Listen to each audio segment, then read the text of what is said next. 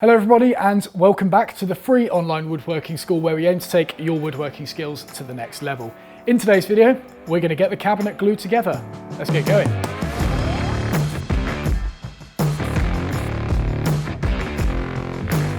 Right, so it's that time already.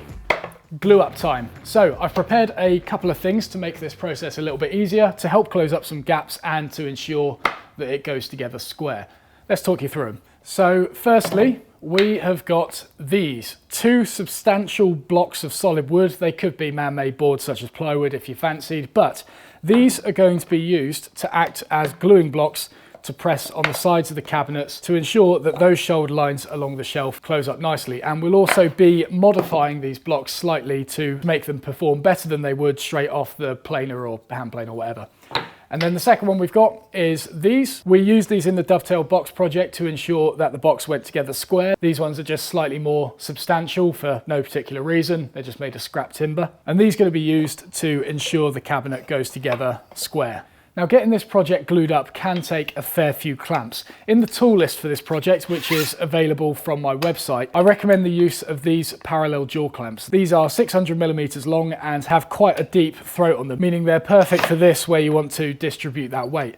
But perhaps my favourite thing about these is the fact that they're pretty lightweight. So when this cabinet is loaded up, it's still pretty easy to manoeuvre around and check if it's square, and also the weight of the clamps are very unlikely to distort the cabinet itself. So if you haven't already, I would strongly recommend getting some of these. There'll be links to them in the description and also on the project page if you happen to be looking at this on my website. But saying that, if you don't have the budget to buy loads of clamps, then you can basically get through this project by only using half the amount that I'm going to be showing here. So for example, I'm going to be pressing these joints independently like this and another clamp here. However, what you could do is get a block that covers two joints at once and then clamp that block once in the middle, meaning that you only need one clamp as opposed to two of them. The drawback to this is it makes the glue up a little bit trickier because you're having to hold blocks in place while also getting a clamp over it. So I've got a rough idea of how I want to get this thing clamped up, but I'm going to do a quick dry run without any glue to ensure that that process is stress-free once there's glue all over it.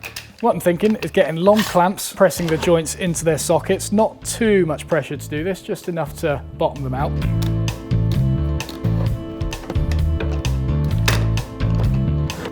Then I'm thinking some of these shorter ones pushing the shoulder lines shut.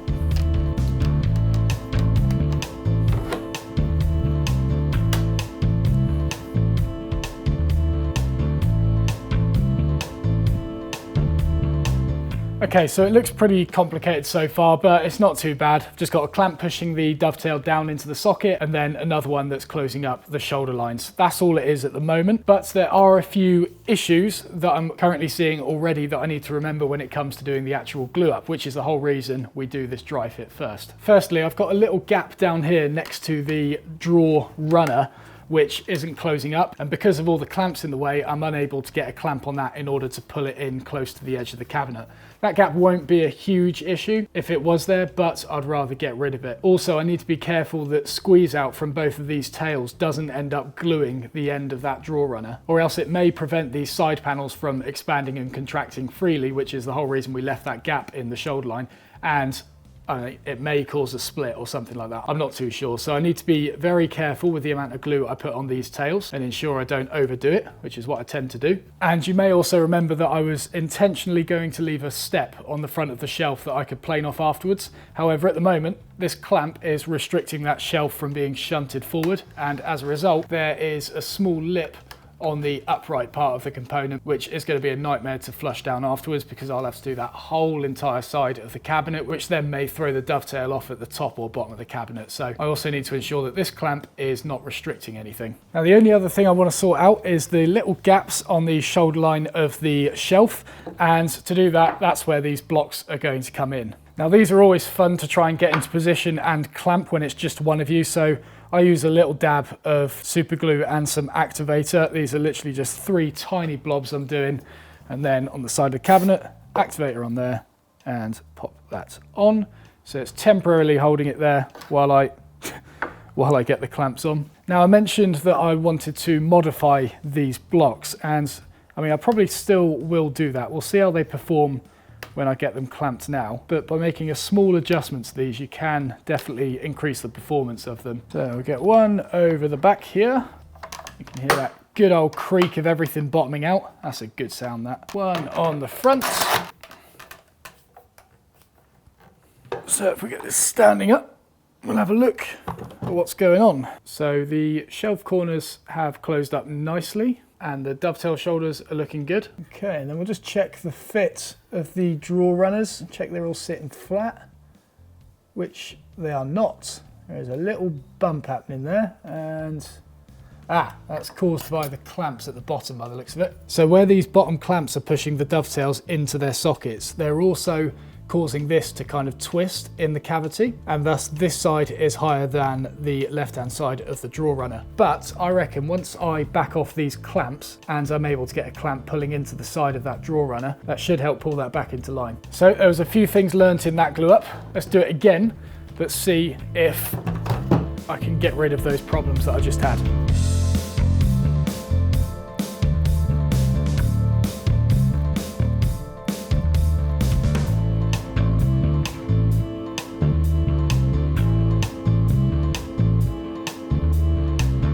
Right, okay, that glue up seems to make a lot more sense, and it was somewhat tricky to get some clamps into their positions because I had to shimmy some in places in order to fit them in, but I'm pretty confident I know what I'm doing when it comes to doing the actual glue up. But before I disassemble it, let's have a quick look to see if it's actually square or not. So these sticks, just a reminder, the points on them are less than 90 degrees. That's very important to ensure that they go into the corner unobstructed. So we've got one going up there, one pushing into that corner. Make sure they're nice and steady in there, and then we'll draw a nice clear line across both.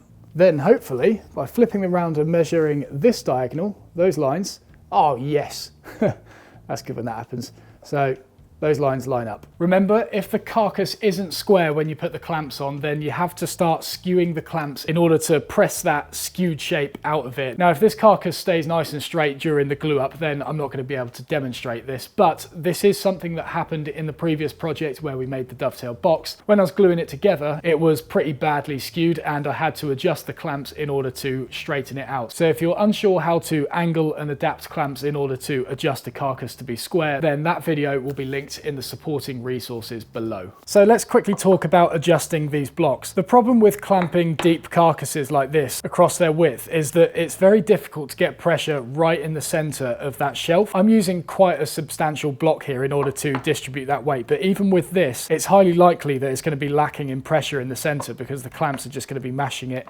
here and here. Now, I am using parallel jaw clamps in order to do this, meaning that they do get a pretty long reach across the depth of the cabinet, but even so, I still want to make these amendments to the block. And for those of you who are just using sash clamps with a couple of inches reach, then this will be a really good tip for you. Now, I've only ever heard this being referred to as a banana bar or banana bars. I don't really know, and I have no idea where I read it, and I might be making it up. Essentially, what we're going to be doing is putting a very, very shallow curve along the length of this, so that when it's pressing on the cabinet, the middle of the block is going to touch the center first, and then when you put clamps on it, this block is going to flex and it's going to close up the edges, in theory. So in order to create these, we're going to put the block in the vise, and we're just going to make sure that the top is actually perfectly flat.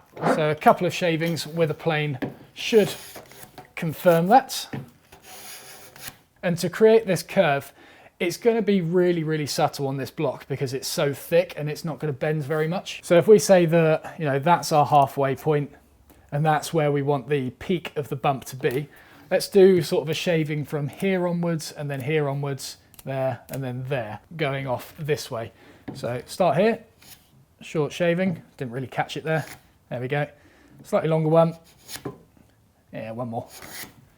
There we go. And then we'll flip it round, do the same this side. Okay, let's see what we got.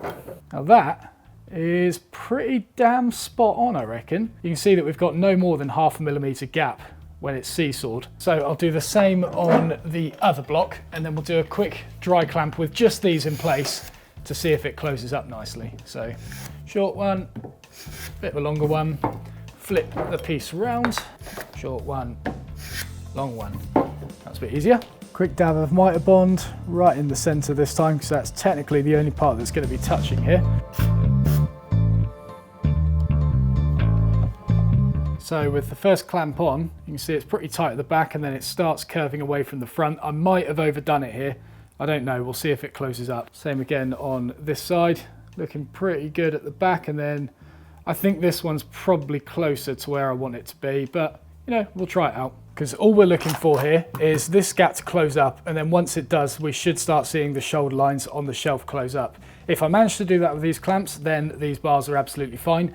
And because these bits have closed up, it means that there's going to be an insane amount of pressure in the center of this block, meaning that that shelf has got good clamping force across its entire width. Oh, easy. Look at that. And that's definitely closed up better than it did before. Same again on the other side. Definitely worth doing to your blocks. So those are called banana bars, just as a reminder for those of you. And as you can see, is a very, very effective method for providing even clamping force across a deep carcass that your clamps can't quite reach across. Like I said, it's perfect for those of you who are using sash clamps with only like a couple of inches reach. It's not usually a problem that you face when using parallel jaw clamps such as this, but as you can see, it made a fair bit of difference in doing so here. So this block's a little wobbly. Let's get him off and re-glue it. And then it's time to actually get this thing glued together. Now, the majority of this will be a time lapse because it's quite a complicated glue up in some ways, although I've rehearsed it twice and I'm pretty confident I'll get it together. And the fact we've done a dry fit means that all of the equipment that we need is now surrounding me. I've got clamps, I've got mitre bond if I need it, I've got my pinching sticks to ensure that it's going together square.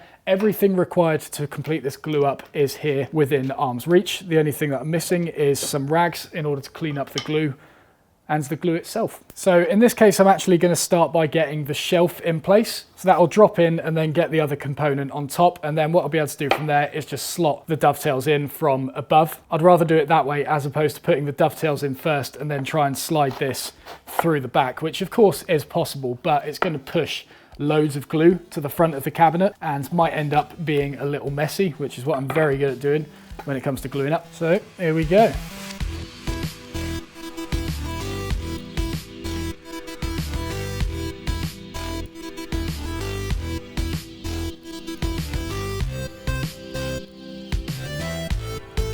All right, so I've got it all in the clamps and I'm happy that all the joints have closed up nicely.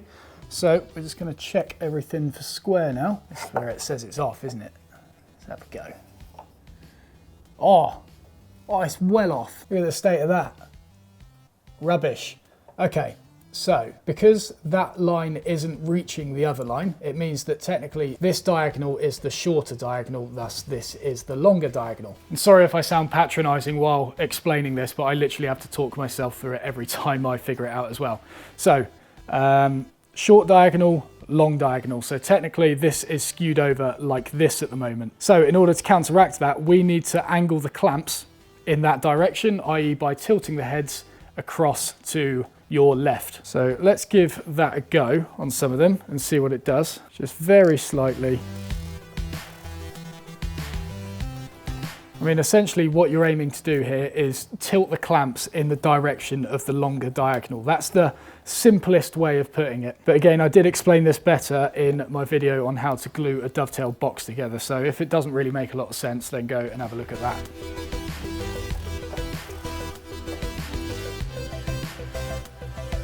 Nope, still terrible. And I think part of my error just then may have actually been me tilting the clamps the wrong way. So shorter diagonal, longer diagonal.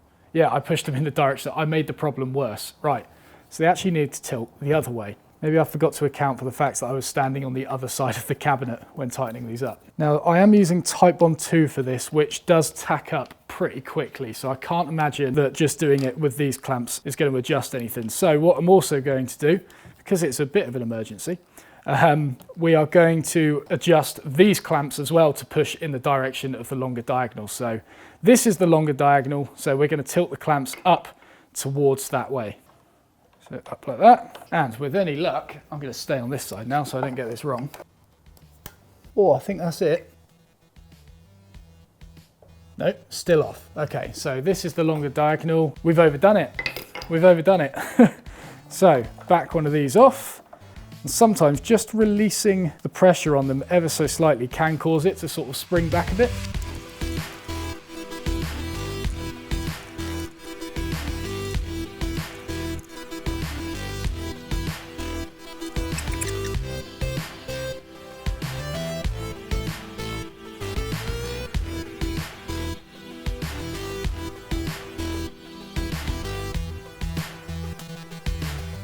Right, and there you go guys, that is how you glue the cabinet together. In summary, keep calm while you're trying to square it up. If you've done enough dry fits and you're confident that you can get it square without glue on it, then you will be able to get it square with glue on. And you have, like when you've got this many clamps, you have got a slightly larger window in order to push squareness out. You need to make sure all of the joints are bottomed out within that half an hour window, roughly, at least with type 1-2. But when it comes to actually squaring things up, I've had carcasses before that I completely forgot to check for square when gluing it up.